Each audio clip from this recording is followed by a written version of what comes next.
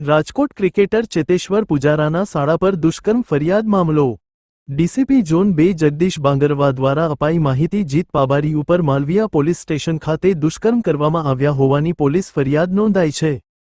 યુવતીએ ફરિયાદમાં નોંધાવ્યું છે કે યુવતીને 2 વર્ષ પૂર્વે લગ્નની લાલચ આપી શારીરિક સંબંધ આપી સગાઈ કરી હતી। થોડા સમય પૂર્વે સગાઈ તોડી આરોપી યુવાને અન્ય જગ્યાએ લગ્ન કરી લીધેલ છે। પોલીસ દ્વારા ફરિયાદ દાખલ કરી મેડિકલ અને સ્થળ પંચનામું સહિતની કામગીરી કરવામાં આવી રહી છે। હાલ કોઈની ધરપકડ કરવામાં આવી નથી। જો પુરાવાઓ મળશે તો ધરપકડ કરવામાં આવશે। ડીસીપી એફઆઈઆરમાં ક્રિકેટર ચેતેશ્વર પુજારાનો ઉલ્લેખ કરવામાં આવ્યો નથી। DCP byte Jagdish Bangarwa, DCP zone 2। ગઈકાલે માલવીયનગર પોલીસ સ્ટેશનમાં એક યુવતીએ બળાત્કારની ફરિયાદ નોંધાઈ હતી, જેમાં હકીકત એવી હતી કે આરોપીએ યુવતીને 2 વર્ષ પહેલાં લગ્નની લાલચ આપી એમના સાથે બળજબરીથી બળાત્કાર કર્યો અને પછી એમના સાથે સગાઈ પણ કરી અને અમુક સમય બાદ સગાઈ તોડી નાખી અને બીજી જગ્યાએ લગ્ન કરી લીધેલ। તો એવી પરિસ્થિતિમાં ફરિયાદીએ પોલીસ સ્ટેશન આવીને લગ્નની લાલચ આપી બળાત્કાર કર્યાની એક ફરિયાદ નોંધાઈ હતી। આ બાબતે માલવીયનગર પોલીસે તપાસ હાથ ધરી છે। હજુ સુધી આ મામલેમાં કોઈ ધરપકડ નથી થઈ।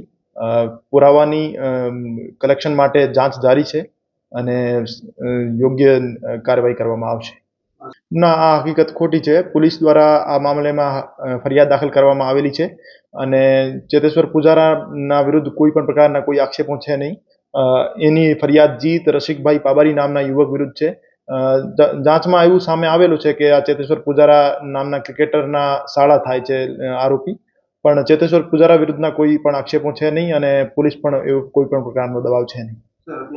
પીડિતાને મેડિકલ માટે મોકલવામાં આવ્યા છે અને એમનો જગ્યાનો પંચનામો અને બીજી લીગલ પ્રોસિજર કરવામાં આવી છે અને પ્રોપર એવિડન્સ મળ્યાથી જ એમાં ધરપકડ કરવામાં આવશે અને કોઈ પણ પ્રકારની હજુ સુધી ધરપકડ કરવામાં આવી નહીં। એફઆઈઆરમાં કોઈ પણ પ્રકારનો ચેતેશ્વર પુજારા વિરુદ્ધનો કોઈ આક્ષેપ છે નહીં।